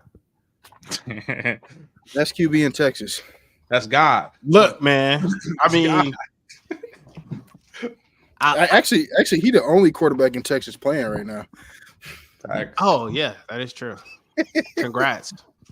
You about to make me change my pick, bro. No, real talk though. Look, when I look at this game and I try to handicap it, I kind of think back to the San Fran and Baltimore game because I feel like Houston can attack Baltimore's defense in the same way that San Fran did. Now, you take away those Purdy turnovers, it's a completely different game. CJ is not turning the ball over like Brock because CJ is not going to shrink in a moment like Brock will. Sorry, Melly. Had to be said. He was ass, bro. He was ass in the game. Yeah, he was cheeks. He was cheeks that game, and CJ's not going to do that. So when I look at the spread, I'm definitely all over Houston here because, like CeeLo said, man, they can score. They can score at will, and they're a completely different team than they were in week 1. But so is Baltimore. In week 1, Baltimore's offense was non-existent because they were still figuring it out, getting a whole new system in there, and Lamar basically did nothing that game. I find it hard to believe they're going to be able to hold Lamar down like that again. I think that was a once-in-a-season type thing. You're not going to get that from him twice. Thanks. So with that being said, I mean, between the defense and Lamar's veteranship, I think Baltimore squeaks it out, but they're not about to blow Houston out, in my opinion. I think Houston puts up a fight. It's a high-scoring game. The total was at 46. It got bet down to 43.5 right now, I believe. Yeah, I think it's going to be a low-scoring game. I think it'll be high-scoring. I think they'll go blow for blow, low-key. I think so. When I'm looking at the same script as San Fran and Baltimore, bro. Go ahead. I'm just saying though, like I'm just going off of like key injuries, like Marlon Humphrey's not playing. I don't know. They got a couple. Nico Collins scoring twice. Bet. Let's go. Points. Yeah, like I said, Brandon Stevens is probably going to be covering Nico Collins, like he's going up top on him every time. We taking that over. That's what I'm saying. We banging that over. I don't know, man. Listen, we need 20 points. 20 points from Houston. Can Houston muster 20 points? I don't think so. If they do, we get the over. It's things to exploit in that Baltimore defense, but yeah, there is. Yeah, I think CJ got the arm talent to do. You know what? I think so. I'll take the over because it's the AFC, man. Yeah, they shoot out in the playoffs. As you can see, they shoot out in the playoffs. So let me clear that up. I got Baltimore on the money. I got Houston on the spread, and I got the over. There we go. I think I'm gonna go. I'm gonna take Houston. I'm gonna take Houston points on this one, just because Lamar ain't played in like 3 weeks. That's scary to me. Yeah, what's going on? And 3 weeks in because he sat out the Pittsburgh game. Patrick Queen and them played, but they did sit some starters that ain't played in a little minute. We got Houston, who is hot, who played a game. They didn't have to play a lot though. They didn't have to exert themselves in the win that they had because they were so dominant. So with that being said, I think what I'm gonna try and exploit this game is taking Houston player props and fading and sprinkling a little something on Houston, man. I do think Baltimore wins this game just because they got the experience. I think they're well coached on special teams, defense. Offense, because it's new, even though it's better with Todd Monken, I think in those other areas where it matters, where not a lot of people pay attention, they're always going to be well coached on defense. They're always going to be well coached on special teams. And that's kind of a couple of the differences when I assume it's going to be a close game where Baltimore gets this one. Yeah. Don't lead this game yet. Just one more point, bro. Go ahead. Where the weakest point in Houston's defense is that they cannot stop an agile running back. And when you have an agile running back and an agile quarterback paired, it's going to be very, very difficult to stop them if they have the chemistry that I think they're going to have going with the news of Dalvin Cook playing this game. So if they got that chemistry that quick, like I've been watching the interviews, I've been peeping the post-practice conferences. Dalvin Cook talking about, it's like we running shit back, 950-305 connection. That's literally the same thing as Broward and Day. You know what I'm saying? Miami niggas about to get it. They about to get active. Because Zay Flowers there too. They about to get active. So like it's one of them things where like, okay, I just watched Kareem Hunt get loose on the Browns. I've been watching running backs get loose all season on the Browns. Only running backs that don't get loose on the Browns the Texans is them north and south, them downhill backs. Yeah. They don't do too much. But the agile ones that can catch passes and they can hit a couple moves in the hole when it's tight, it could get ugly. So is it Lamar anytime, Justice Hill anytime, or Dalvin anytime? Which one is it? I'm taking Dalvin. Dalvin. Dalvin. If it's within 1 yard, Gus Edwards gets the bus. For whatever reason they put him in there. But if it's playoff time, Lamar gonna have to run. Mm-hmm. I kind of like Likely in this matchup too. I feel like he might be able to. He's been on a tear the last couple weeks. Yeah, I kind of like Likely to score this game. The way they've been tightening up on tight ends, though, I wouldn't take Likely. I'd take like Charlie Kolar or something. I'll take the opposite tight end because they've been keying in. Like Njoku got off on him that first matchup. And then you see what Njoku did this last matchup. They've been keying in on good tight ends. So who was the other tight end that just scored? Harrison Bryant. He almost scored on the Texans. That's the tight end number 2. So they shy away from tight end 2s. Tight end 2s and them agile backs. Take them for any time. This man Caleb making y'all some money. Are y'all listening? He giving y'all plus 800 type guys for any time. Come on now. Yeah, because that's Charlie, somebody what's up? Anytime. But remember who might be coming back. I don't know if he got cleared for game time or if he had game time. Mark Andrews? Not this week. Not this week. They're not gonna bring him back. Andrews. So I'll take Charlie Kolar or something like that because he a tight end too. Maybe it's a Pat Ricard type deal. Could be him too. That might be alive. He just scored a couple weeks ago. I'm talking shit. Was that against the Bird? He scored? I think so. Pat hooping, bro. I think so. He might be just, misfit enough to get forgotten about in the scheme and just happen to pop open in the flat for Lamar. Because they're not out pistol. To stop Gus. Yeah. They're not running pistol keeper 20 times a game. But we got to get to the rematch, man. This the prime time. It's the prize fight. This Patrick is Mahomes, Josh Allen. This damn near Golden State versus Cleveland. This Golden State, Cleveland, and I got Bron, nigga, my homie. Come on, bro. Gotta run that shit back again, Turbo. Run it back. I got Bron. Go ahead. Yeah, Patrick Mahomes ripped Josh Allen hard out whenever he get a chance. He loves it. Every opportunity. And then just send him home crying, bro. It's like I don't want to call him big bro, little bro, but it's kind of them type vibes. It's definitely that. Where he when it gets serious. Mm-hmm. What's wrong with you? So I think Kansas City's strength is their defense, and Josh Allen been exposed by some good defenses when he has to face them, like the Patriots, like a you know what I'm saying, a Jets, like these teams they run into, but. This shit, even Philly, when Philly was still playing good before they just died. But anywho, they're gonna have to play this team who's playing their best ball on defense that they have within this reign with Andy Reid and Patrick Mahomes, and with this Chiefs team that can run the ball. And they're actually playing a competent, confident, not afraid to throw the ball quarterback in Patrick Mahomes. Rashee Rice is on. I know Travis Kelce dropped a few balls, but he gonna be straight. Pacheco, a little mini light skin beast mode. They threw Clyde Edwards-Helaire in there a little bit. You know what I'm saying? So I got the Chiefs in this one just because I can't bet against Patrick Mahomes in the playoffs because he ain't never ever out of it. It seemed like just something. Even if he don't do nothing, something go his way to where they could win the game. So give me the Chiefs straight up, man, and maybe a Patrick Mahomes anytime because he running the playoffs. Yeah. And it's over on his yardage. Yeah. I really hate going back and saying, I know I'll be saying a lot of people suck. And Clyde Edwards-Helaire is one of them people that I say suck. And then I just hate when I find out a little bit about what they do outside of football. I'm like, dang, I got to like this guy. Shout out to Clyde, man.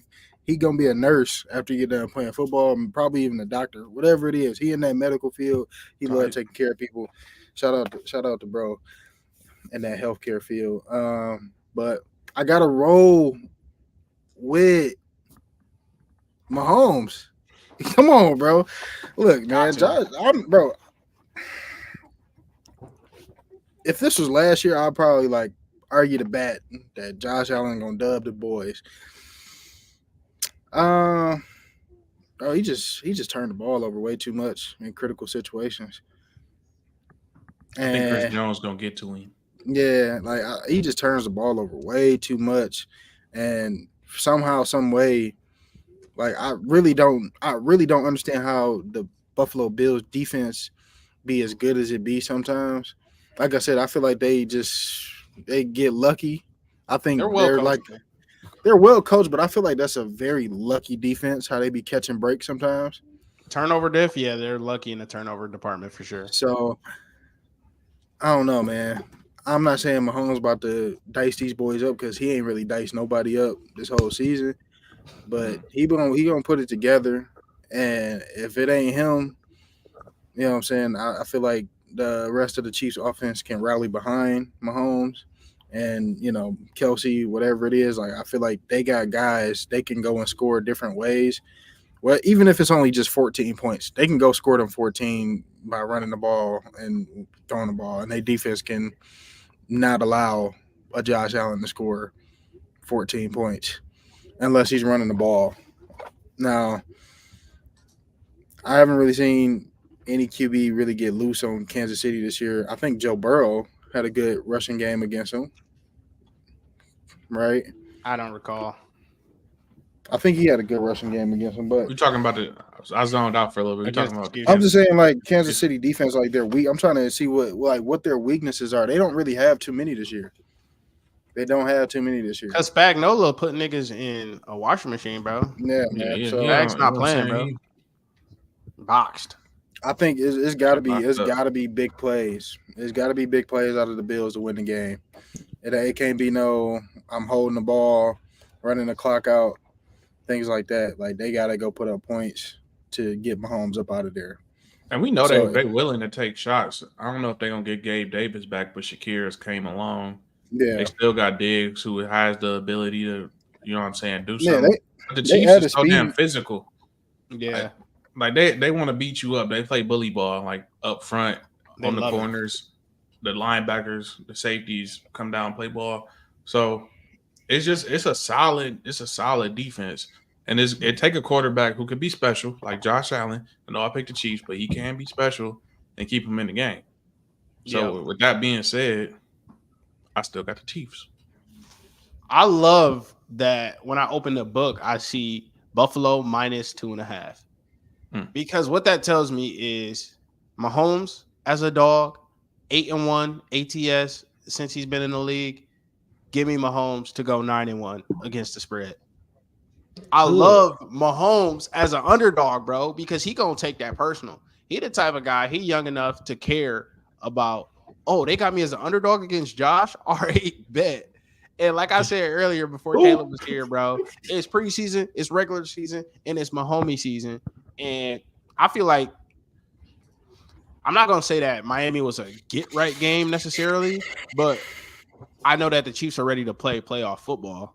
And I would say they were tested more than Buffalo was in the ways that matter the most, right? Like having to fight the elements to throw the ball. Buffalo didn't have to throw the ball, even though they did a little bit. They didn't have to throw the ball to win. Kansas City actually did. So I just think you give me head coach Andy Reid, you give me quarterback Patrick Mahomes, you give me program. Winners. The Chiefs are winners. I got the Chiefs checking all three boxes. Prime underdog money line and a plus 2.5, bro. I'm all over the Chiefs this week, man. I think it's meant to be, bro. Like, I guess Buffalo is playing with a little bit of house money because of all their injuries. So maybe they decide, okay, let's run Josh Allen more, which is the only way they win this game, in my opinion, if Josh Allen has like 80 rushing yards. So, I mean, maybe this is the year they finally do it and they unleash the Kraken, and let him run the ball to get them to a dub. That's the only way they win this game. If Josh Allen don't have 80 rushing yards, they're not beating the Chiefs, bro. I'm sorry. So, yeah, give me the Chiefs, man. Every way possible. Money line, spread, all that. I don't think it's sweet. And they released playoff Lenny too, so they cursed. They not winning this game. They dropped playoff Lenny? They dropped playoff Lenny. He was his bobsled partner, cuz. What's going on? They must not know about that, man. Playoff Lenny this week. But they scooped up Andy Isabella. For what? Because Gabe Davis might not play. Yeah, sorry. Not going to be able to do it. You like, run a streak. Run a streak. But, yeah. That concludes our playoff predictions, bro. Good shit, boys. I know we wanted to talk about some coaching. I mean, we had a lot of turnover. We're gonna just start with the college boys. The GOAT retired, Nick Saban. Yeah, let's run through it quickly. Let's get it. It's been a while. The biggest question after this was, all right, yeah, he retired. He did great things, multiple national championships, rogues gallery of NFL players, and he just dips out. You know what I'm saying? He was done. He said he was having a little bit of health stuff going on. But with that being said, the biggest question was who? Who is going to lead the Tide? And lead the Tide. In a ramble to y'all, I ain't going to take claim to it because we ain't recorded. But I said they need somebody who going to, lead the group. They ain't going to let the prisoners run the prison. I know college football not a prison, but you know how I get. It can be. It can be if you was there. 2, be able to hit the portal. And 3, you needed a name. It was a couple other things, but them was the biggest ones to me. And Kalen DeBoer fit the bill. You know what I'm saying? He'll hit the portal. He could lead, proven winner, and he's a hot name who showed he could elevate talent. You know what I'm saying? So, hey, thoughts? I mean, my thought is that I think it's a great hire. I think it'll be a great fit. Like you said, he's checking all the boxes from the outside in. He gonna help move the Tide, our beloved Tide, in the right direction of where college football is going. And he's young enough; he's still got enough juice to do all the little stuff that Nick Saban did not want to do. So, I mean, shout out Nick Saban. Nick Saban's prime was basically that same time where we was all growing up learning football. So we got to watch the best of Nick Saban, man. Middle school to high school, into college. We watched Saban dominate all those years. So shout out to Nick Saban, hanging him up, 72 years old, well-deserved, greatest coach of all time, bar none, college football coach. No doubt about it. Nick Saban's the guy. So, I mean, I don't really care about the Tide. So shout out Kalen DeBoer. I mean, I like Kalen DeBoer a lot. Yeah. But I don't really, I don't care if they would have hired D'Amico Ryans for all I care. Don't make me no difference. But shout out Nick Saban retiring. Yeah, I only really cared about Alabama because of Nick Saban. So we have to, yeah. Nick Saban made us care about Bama. Yeah.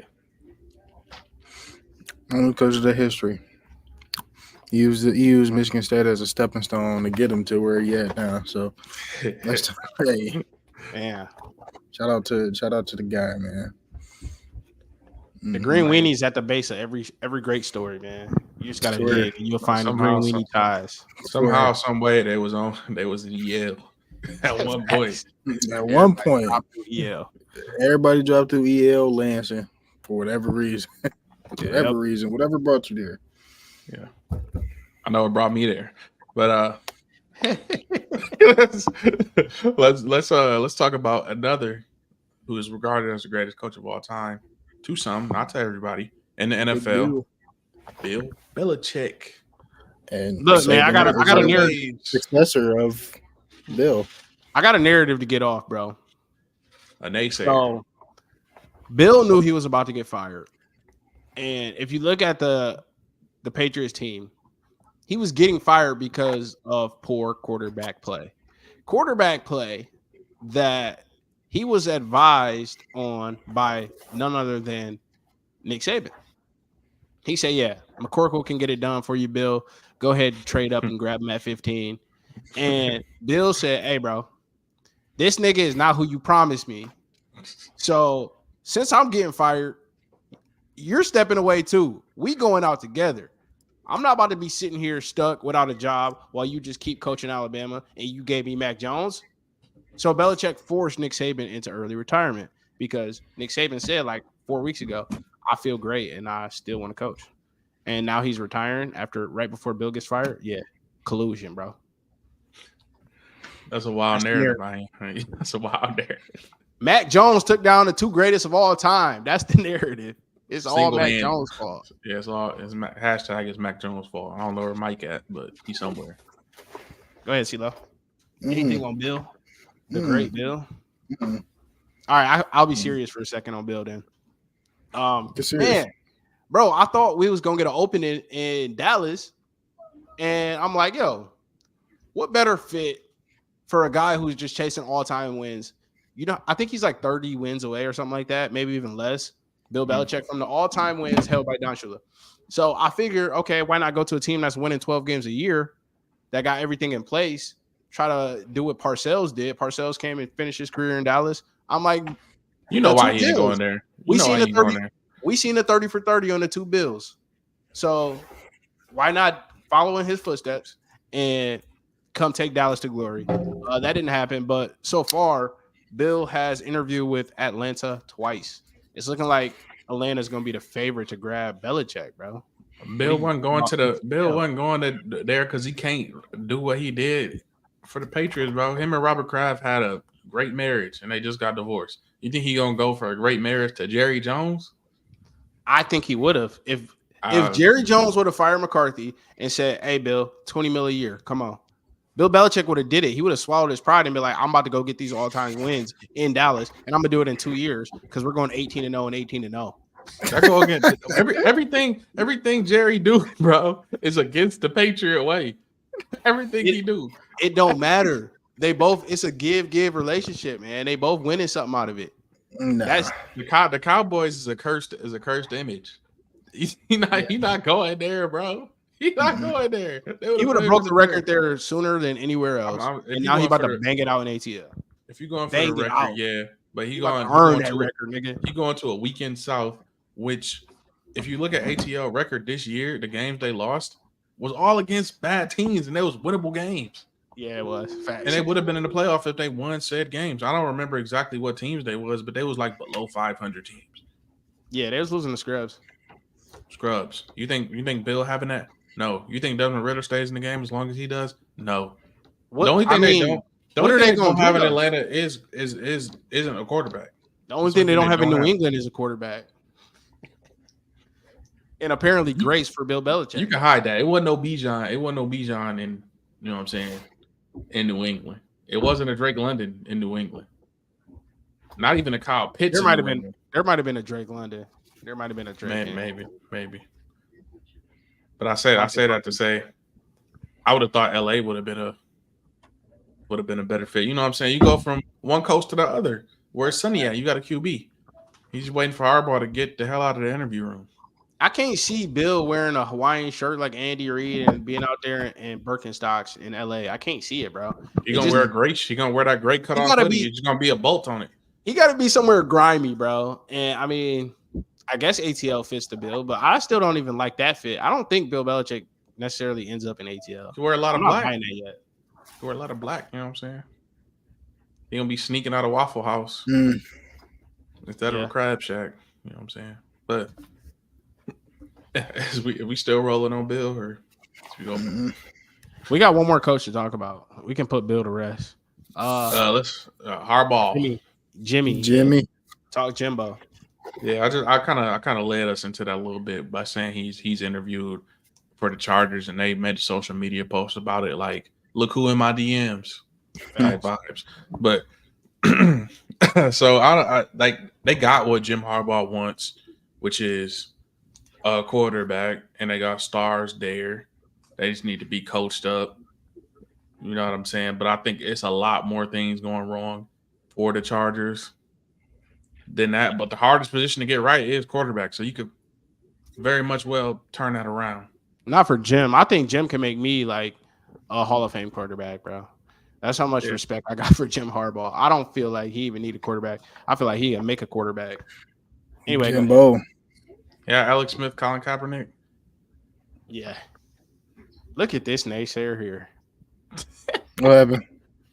You see this, CeeLo? Oh, well, Mike just hopped in the back room. Mm-hmm. But yeah, Harbaugh, bro. In the back rooms. I think he's ready, man. Go ahead, fire him up, Melly. Go ahead, get Mike in here, man. Well, I might get in here. Bro. Ready. Hey, bro, I just got home, bro. Hey, I got home. Look, nigga, I ain't got no pants on. I just took a shit off the toilet, washed my hands. What? Hey, fuck you, man. I think Mike is FaceTiming. It better be good because it's not FaceTime. I'm not bringing no food to your crib ever again. real dog shit, nigga. Yeah, man. I'm back. What up? Y'all was talking about Bill. We talking about Jimmy. What up? I'm tapped in. You talking about Harbaugh, bro? Where's Harbaugh going? Where Harbaugh fitting in this league? Oh, he's staying at Michigan. Oh, straight up? That's how you feeling? Yeah, bro. I think two things happen. I like The reason why I believe he's staying at Michigan is only because I believe he took them interviews only to get some security.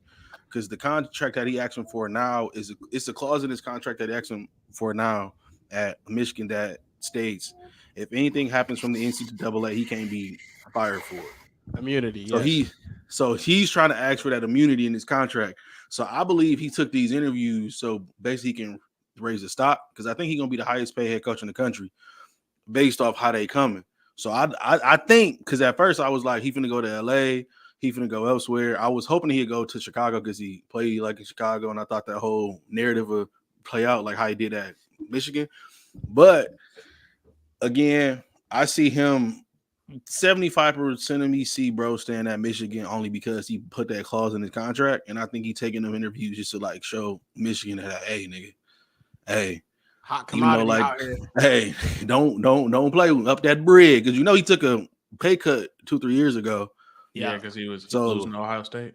So I think he's trying to recoup that bread instead of Michigan. But that's me though. That's me. You know, nigga, I'm always the oddball. So I think he's just So I got a petty narrative. I watched this video where it was like he been going back and forth with Pete Carroll like over the past decades, where it's go back to stand for USC type shit. And so with Pete Carroll leaving, they said it possibly opened up the vacancy for Jim Harbaugh to do the ultimate fuck you and slide right into his head coaching seat while Pete Carroll running player personnel.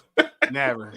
Take his job. Because ultimately, Pete gonna have say on who coming in there. Because they're saying Pete's still part of the organization, the front office now. That's why I said it's a no because he had too much. That ain't happening. He had too much control. But how y'all talking though? It would be funny if they get JJ in there. Like how y'all talking though? Like the Chargers do look good though. The Chargers look good though. Yeah, the fit is crazy. I actually like that Seattle fit for Jim Harbaugh. Yeah, I feel like he the type of nigga that'll get them banging with Sanford in a year or two. It ain't gonna take long. If anything, them niggas going Vrabel. That's how he get JJ in there. They run a big. If anything, bro, them niggas going Vrabel, nigga. They going defensive coach out there in Seattle. I think they going Vrabel, bro. But no, I'm sorry, man. Like I'm off topic, but I think they going. Well, Pete Carroll was the topic. We on the topic. Vrabel's too heavy-handed for the PNW. What? Bro, how his style of play, bro. I think he got Bobby Wagner out there again. He back. You got some young corners Bobby out Wagner there. Is cooked. Young, I know he old, but still, but still, bro. Like I think, but he having like one of the best seasons though. He had. I think Vrabel's out there, bro. PNW, man. Look, I feel like he's taking over. And what I think will happen with the Rams, I think Aaron Donald retired and all that other good stuff, and I feel like a few pieces can be moved. I think the Seahawks can got a chance to slide at that number 2 spot if Rabes go through. Because who else you gonna hire? You like out there, you gotta go defense, bro. Because everybody out there play offense real good, so you gotta go to defense. I'm about to say not necessarily division. I mean, what you could do is you could go peek behind the curtain and go steal a Bobby Slowick, whose name is trending like crazy after taking hey, you could go get a Bobby Slowick. You're gonna lose coordinators when you get good, bro. That's how you know you popping, bro. Detroit. Yeah, Detroit. Welcome to it, man. That's part of it. You lose Brad Johnson is gone. Brad Johnson is gone. Another one. But the Brad Johnson off the McVay tree, Slowick off the Shanahan tree. How you want it? Either way. The thing about the NFC West is Slowick though, he only been an OC for a year, so he gonna be on that Brandon Staley trip. You know what I mean? Like if he going like anywhere now, he gonna be real new to the game. Yeah, but he been in the league. Not since really. Yeah. He been coaching a lot of ball. He been in the league, but he ain't been a coordinator for a while. Either. He been coaching a lot of ball for a long time. True. You know what I mean? I like it's been coaches who haven't been coordinators who got head coaching jobs. I'm not saying it's impossible. Zach Taylor wasn't even a coordinator, and he got a head coaching job. That's true. He was a quarterback coach. You're right. He was a quarterback coach. Then he panned out. He definitely panned out. But that sparked something for me, bro. Because I'm like, Cliff Kingsbury could probably slide to Washington. Wow. It's a reach. I've been seeing the Brad Cliff Johnson Kingsbury to Chicago as the OC though.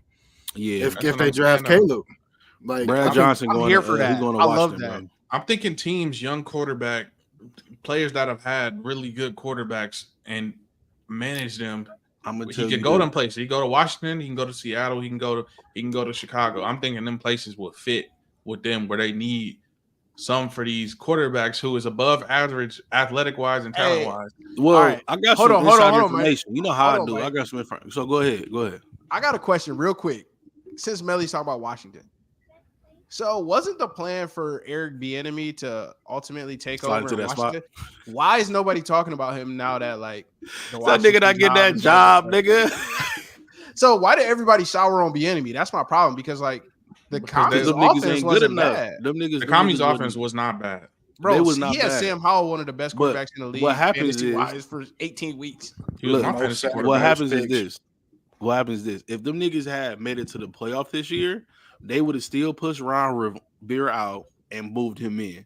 But them niggas ain't make it to the playoff this year. Them niggas don't give a fuck. Niggas He Ain't didn't. got shit to do with him. His offense was busting. You got to think though, they hold him to a higher standard because he came from KC. If he ain't have no massive transformational change, he's up. Honestly, he should be a college head coach at this point because I'm not fucking with. Hell like, no. What? Fuck the NFL. They not fucking with you clearly. You take I'll take stay your my ass. ass in the NFL. Nah, I kind of feel you, Mike. I kind of feel Take you. his ass Go to be a college, head man bro. in college Earn and just go earn your dominate, bro. stripes. Earn your stripes Yeah. and come back, bro. Like if you that good, earn your stripes and come back. Because the league obviously don't love you at this point. Don't fuck because with what, you. And what then more bef- does Eric Bieniemy have to do, bro? And then besides that point, bro, Brad Johnson gonna be the head coach out there anyway. And the reason I know Brad Johnson gonna be the head coach anyway Who is Brad is Johnson? because Brad Johnson, Ben Johnson. Ben Johnson. Ben Johnson. Good look, my nigga. Sorry, Detroit nigga. Hold up, Jamal. Don't shoot me with your 9. The reason Ben Johnson gonna be the head coach out there is because they hired a search committee, right? They put 2 people on that search committee, correct? Mhm. 2 people are Bob Myers. That's his name, Bob Myers, the old GM for the Warriors, Yeah. and Spielman, right? Yeah. Spielman, his brother, is in the front office where? In Detroit. His brother is Chris Spielman. Mhm. So niggas been talking all year. So if you think ain't no connects going in there, then obviously you got Magic, from Lansing. He partially on the team now. I think there's a lot of Michigan ties as to why I see Ben Johnson taking that job. And you put and you see how Miko doing it. Rookie head coach, rookie quarterback. The division, based off history, look winnable because no team has repeated each year. Philly looked trash. Dallas, y'all probably already hopped on them boys. RIP Dallas. Yeah, we did. But Rip. the division looked very winnable, in my opinion. Washington has a decent defense. All they need is a quarterback. Serviceable. And I think in this draft, because they've got the number 2 pick, Yeah, they got 2. Caleb Williams is hoping to go to Washington. He don't want to go to Chicago. You don't want to go to Washington either. He should not be in Chicago. He's from that area. Because Justin Fields is Washington the is quarterback. where quarterbacks go to die, bro. They do go to die. But shit, where you gonna go? You go to Chicago, it's gonna be much worse in Chicago. Hey, I'd rather earn my motherfucking stripes out there in NFC You know what? East where niggas and then go up north. I think one of them teams need to trade up and grab Michigan Caleb. ties. Michigan ties. You're Yeah. right. That's why Caleb Williams gonna get drafted by Washington, and then Jim Harbaugh gonna get hired by Washington to be the next head coach here. I like that. Michigan ties. Mich- They gonna go to. I'm sorry. They gonna be knocking the Knocking cowbells niggas off the Cowboys. The baby. nuts Yeah. off them. Hey, The bell bottoms off. knocking the dog shit off them niggas. Chaz, how many years Dak got left? Dak has One one more year left before we actually One have on to the extend contract. him. Yeah, he's done. Yeah, he got 1 year left before we have to extend him. So You know what's next crazy, year's though? guaranteed. And that's You know why. we're That's gonna why end up- you do it. After that, it's That's why gonna Mike be- McCarthy got that last year because he like Exactly. all right. Because we Both got of y'all a about to year be out of here. Yeah, y'all niggas He going about out to be hot together dogging next it year. in Y'all do this Minnesota. again. They about to send him so far up where it's cold. But you know what's crazy though? Like them niggas had an MVP year, nigga. So it's They his did. fault, but it ain't his fault that they lost. It's like They just had a historic both year their and fault. then didn't plan for the playoffs Fucked it whatsoever. off. Them niggas ain't want to see Detroit again, bro. They ain't They want to see did. Detroit again. They did. They ain't want to looked see ahead. Detroit again, bro. They looked Soccer, ahead. They was nigga. looking at Detroit for sure. They definitely was looking at Detroit. They was looking at Detroit, but shit, because nigga, that game was gonna be crazy. That was gonna be like script written for show. Like, Yeah. he was like the script was gonna be in full effect. They was gonna rig that for Detroit because they felt bad Oh, for it's what not. happened in week 17. So Hell no, I don't think so. Yeah, hell But no. we know know- niggas we gonna know- do The it. chance that the Cowboys going to the NFC Chip again? They would. Hey, yeah, y'all give me I don't know a if they like that player. shit, bro. I got something for y'all. Y'all give me a player who gonna have the best weekend coming up. CJ With Stroud. what they got lined up in front of them. What they got lined up in front of them? CJ CJ Stroud. Stroud, CMC or Zay Flowers. or Debo. It's going to be a nine. I was gonna go Debo. I like Debo. Yeah, I think Black ass. Debo against that pass defense could get real. He about to get Honestly, feisty nigga, early. I see jet sweeps. I see that nigga Ayuki. what's that boy name? Who Detroit playing this weekend? The Bucks. Mike Evans. Baker Mayfield. I see Baker Mayfield chopping Detroit up, See? bro. I Young see man that. gifted. See, bro, that nigga. That young man Baker gifted. turning Hey, that bro. bitch on, dog. Cause the thing is about Baker, bro. When he have games, he have games. And I got a That nigga feeling he turned done that seen that Stafford on. tape and gonna try to emulate that shit. Nah, And try to go out there and you don't just need ball. that shit. You don't And I need feel to do like, that bro, he shit. just need to play his game. And then the thing No look is, sidearms. the corners have in Detroit 300. is terrible, nigga. Them niggas is terrible. So I feel like he Fact. got a chance to slice shit up. He do. And but you know what I mean? I'm hoping he don't because I want to see Detroit. If Detroit go to the NFC Chip, my nigga, oh my god. We might not see that again. And then let Green Bay fuck around and beat San Fran that bitch in Detroit. Oh my god. Oh my god. Oh, but here we go. They got the jersey. Look, I'm just saying, I'm sick that Houston playing Baltimore this early because I was hoping to see Houston go to the chip and possibly beat Baltimore to get to the Super Bowl. But hey, it is what it is. Nah, So you don't be think Houston sick. has a chance to beat Don't Baltimore? be sick. Fuck yeah, I think they got a chance to beat Baltimore. I just Yeah, ain't want to see it this Baltimore's not- early. Yeah, I just didn't want to see it this Baltimore- early. He Nah, wanted I it to want be to see that dramatic. shit right now. No. I want to see them wait any, niggas in why would we the wait AFC any chip. later than to see I him want to right see them now? niggas in the Absolutely AFC not. chip going at it. Because Bro, the this thing is, bro, This really is the best. No, this is the best round of the playoffs, bro. The divisional Fuck yeah. round because you got more games. is niggas even talking about the Bills in Kansas City? Because I feel like we that's, already talked about Like, that. Yeah, yeah. that's the one. That's the one. That's the bill of the like, ball. I don't Go know, ahead. bro. This just Touch like on you it. said, like this the best round because you got nigga bowl in Houston, no, in Baltimore, In Baltimore, and yeah. you got Bills KC round 3 at the Bills this time. This is the first ever road playoff game for Patrick Mahomes, so we're gonna see how he do. First ever game, and I got a He gonna do what feeling he do. his whole ass he gonna be doing it. When they get Yeah. down 15 seconds, he gonna end up gaming them niggas. Fast. Yeah. Plus, Detroit and already beat Tampa Bay, so you know they gotta run that shit back. Now they got a full squad because they didn't have Monty first game. They had Hard to Craig, beat. No, he got hurt. No, he played. He got hurt. Yeah, He got Remy hurt. Boy Monty. but the He boys got like ended up 6 playing carries Craig for like 14 Reynolds' yards. ass. Got hurt. Craig Reynolds, who was a good back, fumble, and it was a whole different ball game because they was supposed to dog him, but he ended up fumbling and some other shit happened. But you Come on, know, Craig. they was playing supposed them to back. dog him. Jordan Love on this hot streak, and on I'm one of them. When y'all go this way, I go that way, and I just like getting on that nigga Melvin nerves. So I got Green Bay this weekend. Can You know? Jordan Love do what Aaron Rodgers never could and beat the Niners?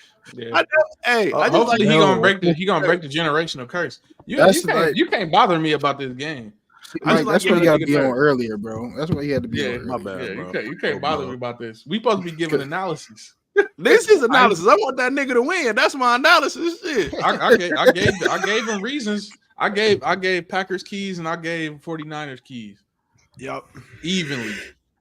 You not an even nigga. You swayed because you got that jersey on.